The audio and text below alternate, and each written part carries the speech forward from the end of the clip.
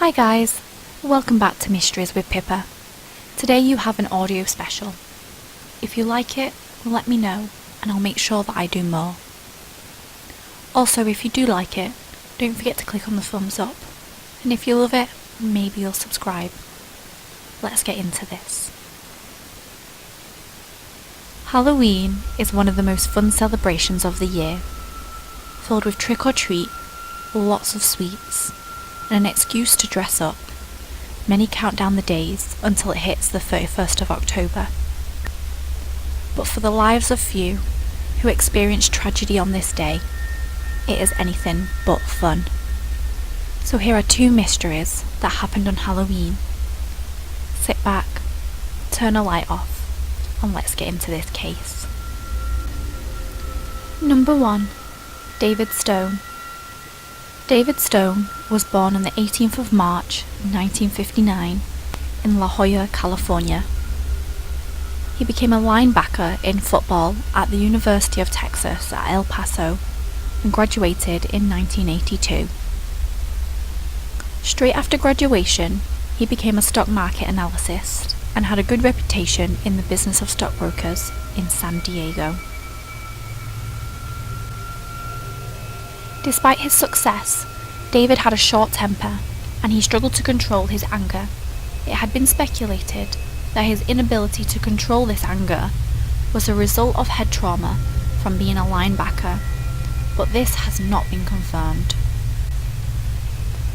On October 28, 1988, David held a small Halloween party at his apartment when he got into an argument with one of his friends. The argument resulted in him attacking his friend, punching him repeatedly. After the fight, David informed his friends and his family that he needed to leave to reflect on his actions and that he would return in a couple of days to get his head straightened out. He was also due to be best man at another friend's wedding in El Paso. When he didn't turn up for the wedding rehearsal, a few days later, his father, Harry Stone, reported him missing. According to Deputy Sheriff Bill Cavalier, the investigating officer, on October the 29th, he left San Diego in California and travelled to Eloy in Arizona. This would have taken David about 7 hours. He stopped off at a local motel to sleep for a couple of hours and then continued on to Tucson at 10:22 p.m. The following morning, on the 30th, at 2:03 a.m, he took £200 out of a local ATM and continued to drive them. On the morning of Halloween, 1988, he walked into the desert, 145 miles east of Tucson, and around dawn, a farmer named Larry Rivers spotted him walking along the dirt road as he was driving. The farmer stopped to chat with David as he found it strange someone walking in a desolate part of Arizona, wearing only shorts and a t-shirt and carrying a yucca walking stick, and David told the farmer that he was looking for a beast.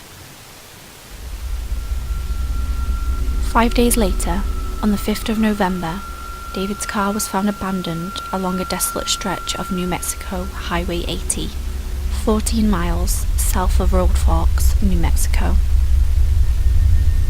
It was near some pyramid-shaped mountains, and it is clear that the route David was taking was heading towards El Paso for his friend's wedding, but his journey just stopped at the mountains. David was known to be deep into the New Age movement, and David's family believe that he went on a vision quest, which is common among people in the New Age movement. In this quest, the person goes on a journey to learn more about himself. What makes this case strange is that it was discovered that David had left several mysterious clues after he vanished. These clues appeared to relate to the New Age movement.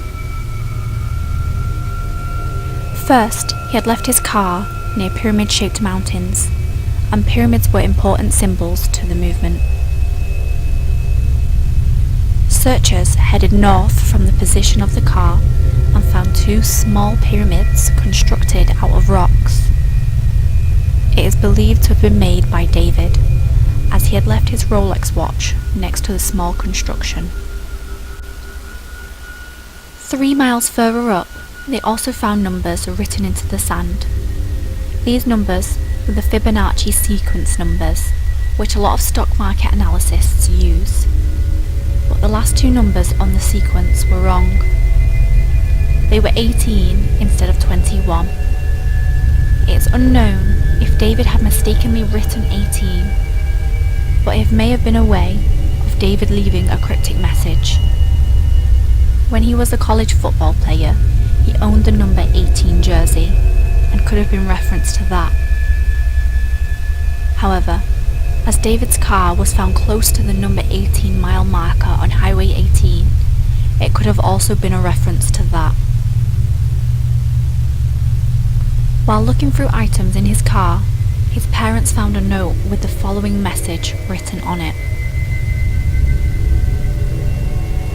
They think the word is in the safe. 6 knives in Rob's room.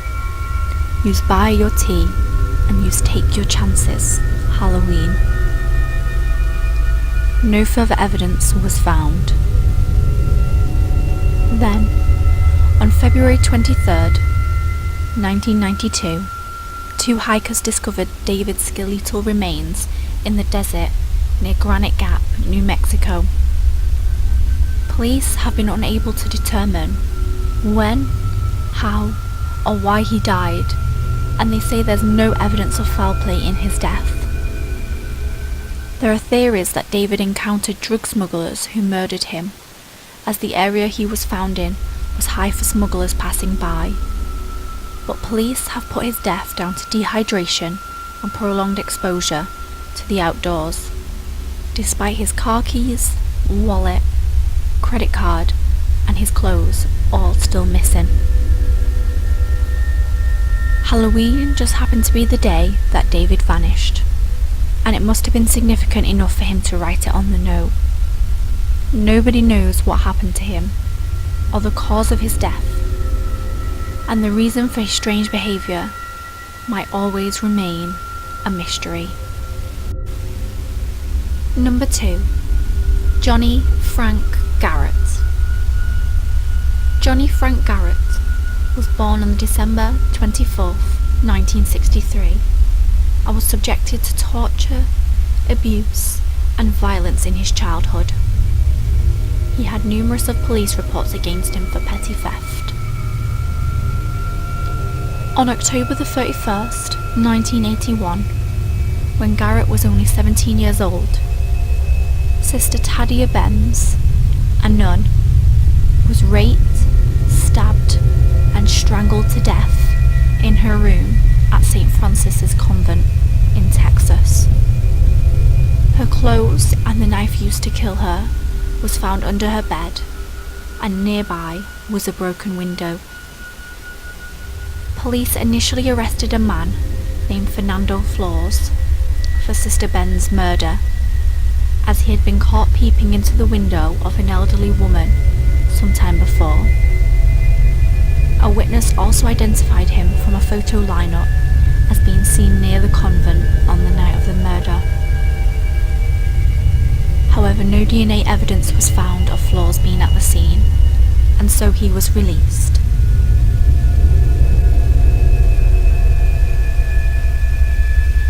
With no suspects in mind, the police department turned to a clairvoyant named Bubbles. Bubbles had previously worked with the police, and she had claimed to have seen the killer in a vision and identified the killer as Johnny Garrett. Garrett lived on the same street as the convent, and on November 9th, 9 days after the killing, police arrested and took Garrett's fingerprints and found a match to 2 fingerprints in the convent. Garrett denied attacking and killing the nun, but did admit he had robbed the convent a couple of days before the murder, and this was backed up by a 14-year-old who was with him at the time of the robbery, but this was not believed by the police. As a youth, Garrett was regularly raped by his stepfather, who then forced him to have sex with other men, He also forced him to take part in pornographic homosexual films, and he was forced to take drugs and alcohol, and plied with paint thinners, which caused him permanent brain damage. There was even one occasion he was burnt so badly by a stove he had severe scarring. Information on Johnny Frank Garrett's abusive upbringing and his mental health issues were not made available to the jury. Garrett was extremely mentally impaired, chronically psychotic, and brain damaged. A psychologist expert described Garrett as one of the most virulent histories of abuse and neglect that I have ever encountered in 28 years of practice. And his attorney stating that not only was he too crazy not to stand trial, but he was too crazy to kill someone. Garrett pleaded innocent, but in 1992 he was convicted and sentenced to death for the murder of Sister Tadia Benz. He was sent to the Ellis Unit, Texas, which held death row inmates. He was scheduled to be executed on January the 6th, 1992, but Pope John Paul II asked for clemency, and this gave Garrett temporary reprieve. The Texas board held a hearing on whether Garrett's sentence should be changed to life in prison, but the death sentence was retained by a vote of 17-0. He was ultimately executed, age 28, at Huntsville Unit on February 11th, 1992, by lethal injection. His reported last words were, "I'd like to thank my family for loving me and taking care of me, and the rest of the world can kiss my ever-loving ass because I'm innocent." In 2004, DNA linked Leoncio Perez Rueda to the rape and murder of an elderly woman named Nani Box Bryson. After Rueda's arrest, he gave an on-camera interview for a documentary. In this, he admitted to sexually assaulting both Miss Bryson and a nun. But he claimed that he was forced to do so by his friend Fernando Flores.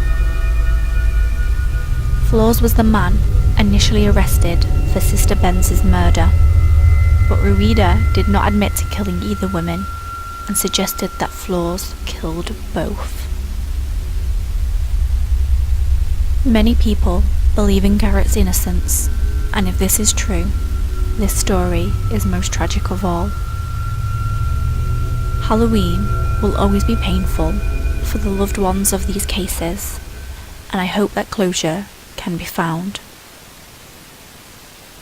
I hope you enjoyed this audio version of Mysteries Today, and I shall see you next week for another mystery with Pippa. Until then, have a spooky week.